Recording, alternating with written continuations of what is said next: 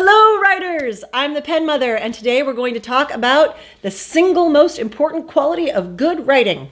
Seriously, there's nothing more essential to good writing than this thing.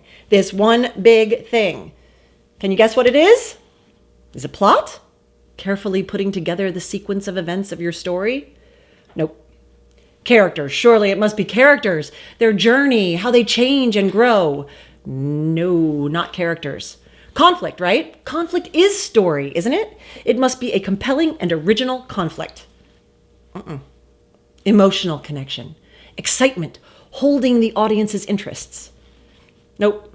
Though to be fair, if you don't have this element of writing, you won't be able to hold your audience's interest. What can I possibly be talking about?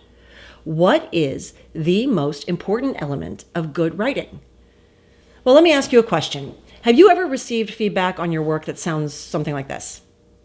I really liked your story, but I was confused by a few things. It's an interesting idea, but I don't understand how the world works. What are the rules? You have an original writing style, but sections of your essay weren't clear. There was too much going on.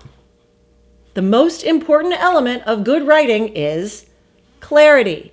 Conveying your ideas in a clear, understandable way. Knowing exactly what you want to say and knowing how to say it in such a way that you leave no doubt about your message. If your audience is angry or disgusted or thrilled or even repelled, they will probably continue to read or watch whatever you're giving them.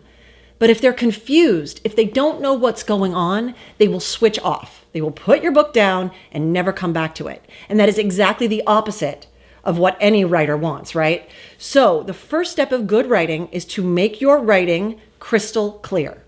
So how can you do this?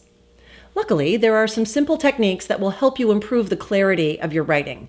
And making your writing easy to understand will be sort of an ongoing theme here. So for today, we're going to talk about sentence length. A sentence that runs on and on with a lot of participial phrases or a bunch of adjectives is much more likely to be misunderstood than a simple subject, verb, and object. So does this mean that your writing should be boring or childish because you're simplifying it? Of course not. Clarity is not simplistic. Here's a gorgeous example of clarity, and it's from Shakespeare, who knows a thing or two. Oh, woe is me. That's Ophelia from Hamlet, Act 3, Scene 1, if you want to look it up. Woe is me. 3 words. Those 3 words carry so much power that we, as a culture, have turned this line into a cliche for someone who's complaining in an overdramatic way. But listen to that line. Woe is me. Would it be better or more powerful to say this? I am so steeped in misery that I feel I have become misery itself. Why? Why when you can do it in 3 perfect and powerful words? Woe is me. So one way to improve the clarity of your work is to go through it after you've got a draft written.